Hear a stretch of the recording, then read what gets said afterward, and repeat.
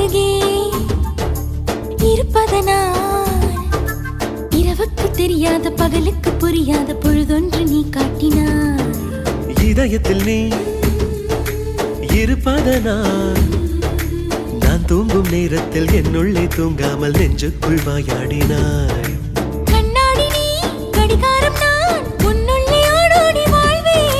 காதல் எனும் கடுதாசி நீ என்றென்றும் அன்புடன் நான்